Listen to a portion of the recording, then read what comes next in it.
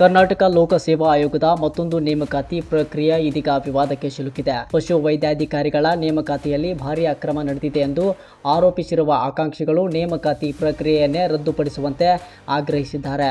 ಈ ಸಂಬಂಧ 50ಕ್ಕೂ ಹೆಚ್ಚು ಅಭ್ಯರ್ಥಿಗಳು ಪೊಲೀಸ್ ಠಾಣೆ ಮೆಟ್ಟಿಲೇರಿದ್ದಾರೆ. 400 ಪಶು ವೈದ್ಯಾಧಿಕಾರಿಗಳ ಹುದ್ದೆಗಳಿಗೆ ಕಳೆದ ಜನವರಿ 8ರಂದು ಪರೀಕ್ಷೆ ನಡೆದಿತ್ತು.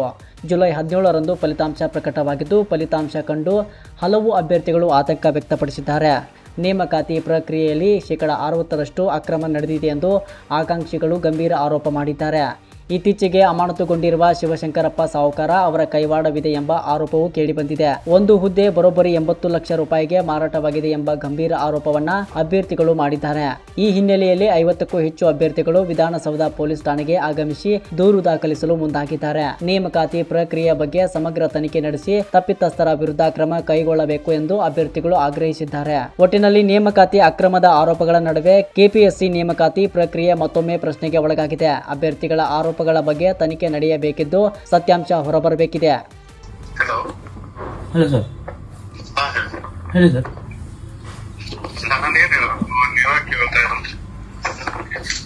ಸರ್ ಎಲ್ಲಿಗೆ ಬರೋದು ಸರ್?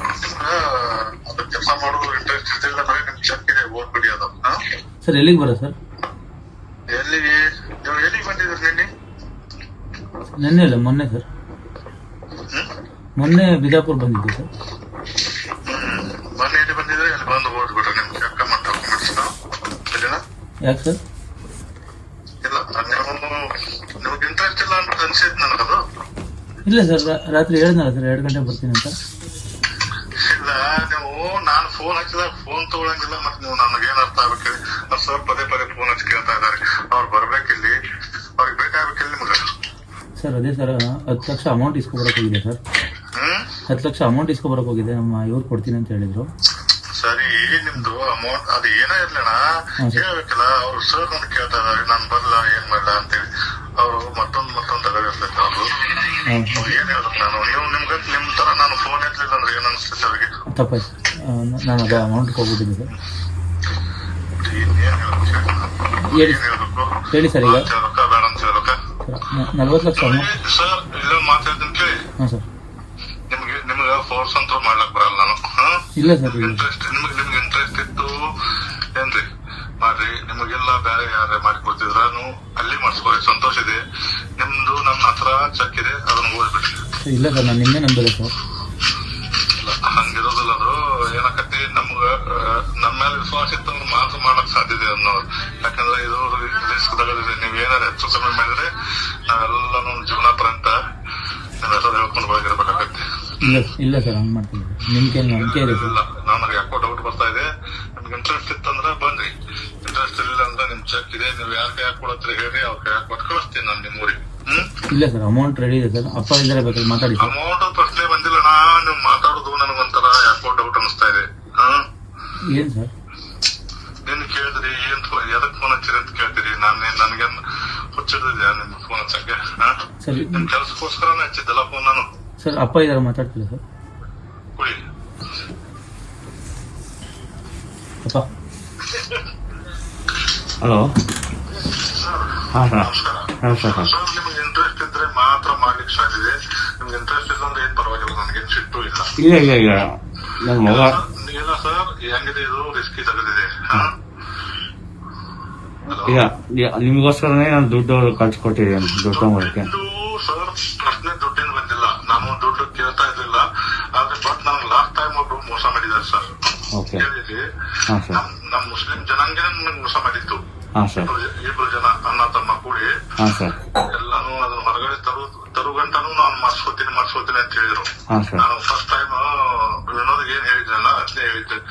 ಅಮೌಂಟ್ ಕೆಲಸ ಆದ ಕೂಡಲೇ ಅರ್ಧ ಕೊಡ್ಬೇಕು, ರಿಸಲ್ಟ್ ಬಂದು ನಿಮ್ಮದು ಲಿಸ್ಟ್ ಇದ್ದದ ಮಿಕ್ಕಿದ ದುಡ್ಡು ಕೊಡ್ಬೇಕಂತ ಹೇಳಿದ್ದೆ ಅವ್ರಿಗೆ ಕೂಡ ಇದನ್ನೇ ಹೇಳಿದ್ದು. ಅವ್ರು ಏನ್ ಮಾಡಿದ್ರು, ಎಲ್ಲಾನು ಕೆಲಸ ಸ್ಟಾರ್ಟ್ ಮಾಡ್ಲಿಕ್ಕೆ ಹಚ್ಚಿದ್ರು. ನಮ್ ಮನೆಯಲ್ಲಿ ಬೇಡ ಅಂತ ಇದಾರೆ ಅಂತ ಹೇಳಿಬಿಟ್ಟಿದ್ರು. ಎಲ್ಲಿಂದ ದುಡ್ಡು ಕೊಟ್ಟೆ ಸರ್ ನಾವು? ಅವರು ಎಲ್ಲ ಸೆಟಲ್ಮೆಂಟ್ ಮಾಡ್ತಿರ್ತಾರೆ. ಇಲ್ಲ ಸರ್, ಇವಾಗ 40 ಲಕ್ಷ ಮನೆಯಲ್ಲಿ ದುಡ್ಡು ಇಟ್ಕೊಂಡಿದೀವಿ ಸರ್ ನಾವು. ಸರ್ ನಿಮ್ದು ಏನಾದ್ರು ಇಲ್ಲ ಸರ್, ಅದು ಕ್ಯಾಶಿಂದ ಏನ್ ತೊಂದರೆ ಬಂದಿಲ್ಲ ನನಗ. ನಿಮ್ ಹತ್ರ ಇರ್ಲಿಲ್ಲ ಅಂದ್ರೂ ನಿಮ್ ಮುಂದೆ ನಾನೇ ಕ್ಯಾಶ್ ಕೊಡ್ತೀನಿ ಅವ್ರಿಗೆ. ನಿಮ್ ದುಡ್ಡು ನಾನೇ ಕೊಡ್ತೀನಿ ಅವ್ರಿಗೆ. ಇದೆ. ಅರ್ಥ ಮಾಡ್ಕೊಳ್ಳಿ ನನ್ನ. ಹಾ ಸರ್. ನೀವು ನಿಮಗೆ ವಿಶ್ವಾಸ ಇಲ್ಲದಲ್ಲೋ ನಿಮ್ ಪರವಾಗಿ ದುಡ್ಡು ನಾನೇ ಕೊಡ್ತೀನಿ ಅವ್ರಿಗೆ. ಬಟ್ ನೀವು ಆ ಟೈಮ್ದಲ್ಲಿ ನಾನು ಮೋಸ ಮಾಡಿದ್ರೆ ನಾನು ಸತ್ತೋಗ್ಬಿಡ್ತೀನಿ. ಇಲ್ಲ ವಿಶ್ವಾಸ ಇದೆ ಸರ್ ನಿಮಗೆ. ನನ್ನ ಮಗನಿಗೆ ಈಗ ಅರ್ಜೆಂಟ್ ಜಾಬ್ ಬೇಕಾಗಿದೆ ಸರ್. ಇಲ್ಲ ಅದೊಂದು ಆ ಪ್ರಶ್ನೆ ಬಂದ್ರೆ ಸರ್ ಮಾತಾಡ್ಲಿಕ್ಕೆ ಬೇಕಲ್ಲ. ಅಲ್ಲ ನನ್ನ ಮಗಂಗೆ ಸ್ವಲ್ಪ ಭಯ ಇದೆ ಸರ್, ಅಷ್ಟೇ ಏನಿಲ್ಲ. ಎದ್ರದ್ದು ಭಯ ಸರ್? ನಾನು ನಿಮ್ಮ ಊರಿಗೆ ಬರಲಾ?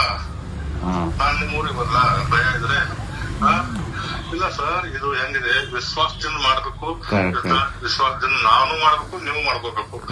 ನಾನು ಅದಕ್ಕೋಸ್ಕರ ನಾನೇನ್ ಹೇಳಿದೆ, ನಿಮ್ಗ ಏನೋ ಭಯ ಇದ್ರು ನೀವು ಏನ್ ಅಮೌಂಟ್ ಕೊಡ್ತಿರಲ್ಲ ಈಗ ಅದು ಚೆಕ್ ನಾನು ಕೊಡ್ತೀನಿ. ಗೊತ್ತಾಯ್ತು ಸರ್, ಅವ್ನು ಹೇಳ್ದ ನನಗೆ, ನಾನು ತುಂಬಾ ನಂಬಿಕೆ ಇದೆ ಅಂತಾನೆ ಹೇಳ್ದ. ನೀವು ಅದಕ್ಕೆ ಯಾಕೆ ಭಯ ಪಡ್ಕೋತೀರ ಹೇಳಿ ಸರ್? ಅಲ್ಲ ಈ ತರ ಯಾರು ಸಿಗಲ್ಲ, ಈ ತರ ಯಾರು ವ್ಯಕ್ತಿ ಸಿಗಲ್ಲ ಅಂತಾನೆ ಹೇಳೋದು ಸರ್ ನಾನು.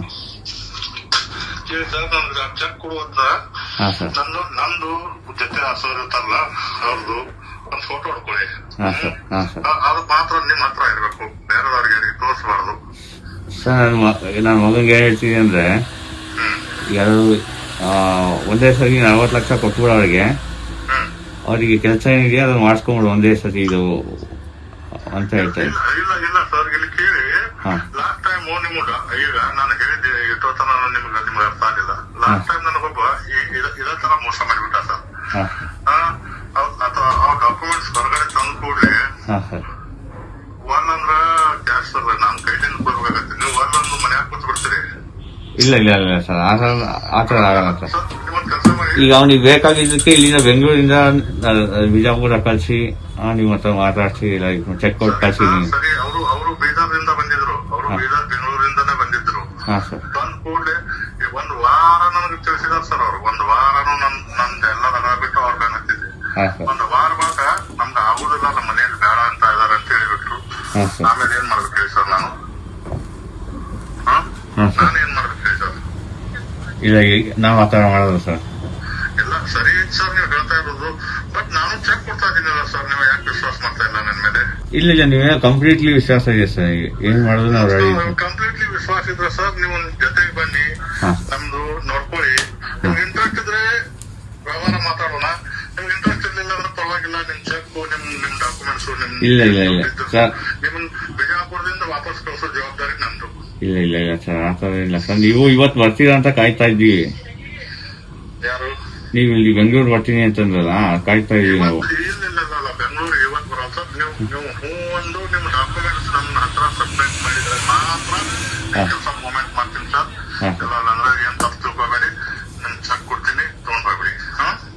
ಇಲ್ಲ ಸರ್, ಹಂಗ್ ಮಾಡಬೇಡಿ. ನಾನು ತುಂಬಾ ಅರ್ಜೆಂಟ್. ಕೈ ಮುಗಿದು ಕಾಲಿಗೆ ಬಿದ್ದಿಗೆ ಕೇಳ್ಕೊತೀನಿ ಸರ್. ನಿಮ್ಗ ನೀವು ದೊಡ್ಡವರು, ನನ್ ರೆಸ್ಪೆಕ್ಟ್ ಇದೆ ನಿಮ್ ಬದ್ಲಿ ಸರ್. ನಮ್ ಕಡೆಯಿಂದ ಆಗಾಕಿಲ್ಲ ಸರ್. ನೀವು ಬೇರೆಯವ್ರು ಯಾರು ಮಾಡ್ಕೊಡ್ತಿದ್ರೆ ಸಂತೋಷ, ನೀವು ಮಾಡ್ಕೊಳ್ಳಿ ಸರ್.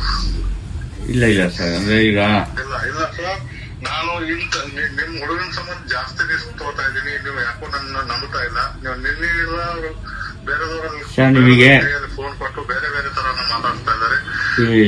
ಹೆಚ್ಚು ಕಮ್ಮಿ ಆದ್ರೂ ಸರ್ ಯಾರು ಜವಾಬ್ದಾರಿ ಹೇಳಿ? ಇಲ್ಲ ಸರ್, ಅಂದ್ರೆ ಎಲ್ಲ ದುಡ್ಡು ಅಲ್ಲ ಮನೆ. ಸರ್ ನಿಮ್ಗೆ ಇಂಟ್ರೆಸ್ಟ್ ಇದ್ರೆ ಸರ್ ಬನ್ನಿ. ನಿಮ್ಗೆ ಇಂಟ್ರೆಸ್ಟ್ ಇರಲಿಲ್ಲ, ನಿಮ್ಮ ಮೇಲೆ ವಿಶ್ವಾಸ ಇರಲಿಲ್ಲ ಅಂದ್ರೆ ಪರವಾಗಿಲ್ಲ ಸರ್. ನಿಮ್ ಚೆಕ್ ಇದೆ ನಂತರ, ನಿಮ್ ಹುಡುಗನ್ ಡಾಕ್ಯುಮೆಂಟ್ಸ್ ಇದೆ. ಅದ್ ನೀವು ಬೇಡ ನಮ್ಗೆ ಬರಕ್ ಆಗುದಿಲ್ಲ ಅಂದ್ರೆ ನೀವು ಹೇಳಿ, ಆ ಬಸ್ಸಿಗೆ ಇರ್ತೀನಿ, ತಕೊಂಡ್ಬಿಡಿ. ಇಲ್ಲ ಸರ್, ಆತರ ಇಲ್ಲ. ನಾನು ಮನೇಲಿ 40 ಲಕ್ಷ ದುಡ್ಡು ಇಟ್ಕೊಂಡು ನಿಮಗೆ ಅಂತಂದ್ರೆ ಇದು ಮಾಡ್ಕೊಂಡಿದ್ದೆ ಸರ್. ದುಡ್ಡು ನನಗೆ 40 ಲಕ್ಷ ಬೇಕಾಗಿಲ್ಲ. ಸರ್, ಅದೇ 10 ಲಕ್ಷ ಹೇಳಿದೆ ಸರ್. ಅದೇ ನನಗೆ 40 ಲಕ್ಷ ಬೇಕಾಗಿಲ್ಲ ಸರ್. ಅವ್ರು ನನ್ನ ಮಾತು ಕೇಳ್ತಾ ಇಲ್ಲ ಸರ್. ನಾನು ಹೇಳಿದೆ ನಮ್ ಹುಡುಗ. ಇಲ್ಲ ಸರ್, ಅವನಿಗೆ ಸ್ವಲ್ಪ ಭಯ ಇದೆ ಅಷ್ಟೇ ಸರ್ ಅವನಿಗೆ. ನಾನು ವಿನೋದನ ಹತ್ರ ಅಷ್ಟೇ ಹೇಳಿದ್ದೆ. ವಿನೋದ್ ಮಕ್ಕಳನ್ನ ಕೊಟ್ಟಿದ್ದ, ನಾನು ಬೇರೆ ಮಾತಾಡಿಲ್ಲ. ವಿನೋದ್ ಮುಂದೆ ಅವನಿಗೆ ಸ್ವಲ್ಪ ಭಯ ಇತ್ತು ಅಷ್ಟೇ ಸರ್. ಈಗ ಇನ್ನೊಬ್ಬ ಏನಂದ್ರೆ ಇದು ಮಾಡ್ಕೊಡ್ತಾರ, ಇಲ್ಲ ಯಾರ ಹತ್ರ ಮಾಡಿಸ್ತಾರೆ, ಹೆಂಗೆ? ನಾನು ಮಾಡೋದು ವಿನೋದ್ನ ಕರ್ಕೊಂಡ್ ಮಾಡ್ತೀನಿ ಸರ್. ಅವ್ನ್ ಬಿಟ್ಟು ಏನು ಮಾಡೋದಿಲ್ಲ. ವಿನೋದ್ನ ಮುಂದೆ ಇಟ್ಕೊಂಡು ವಿನೋದ್ನ ತೋರಿಸಿ ಅವನು ತುಂಬಾ ಒಳ್ಳೆ ಸರ್. ನನ್ನ ಮಗ ನೋಡಿದ್ರೆ ಗೊತ್ತಾಗಿದೆ ಸರ್ ನನಗದು. ನೀವು ಯಾಕೆ ಭಯ ಪಡ್ಕೋತೀರಿ? ನನ್ ಸಣ್ಣ ತಮ್ಮ ಅಂತ ತಿಳ್ಕೊಂಡು ನಾನು ರಿಸ್ಕ್ ತಗೋತಾ ಇದೀನಿ ಸರ್. ನಿಮ್ಗೆ ಇಂಟ್ರೆಸ್ಟ್ ಇದ್ರೆ ಮಾತ್ರ ಸರ್ ದಯವಿಟ್ಟು ಮುಂದೆ ಮಾತಾಡೋಣ, ಇಲ್ಲ ಬೇಡ. ಇಲ್ಲ ಸರ್, ಯಾಕಂದ್ರೆ ನನಗೂ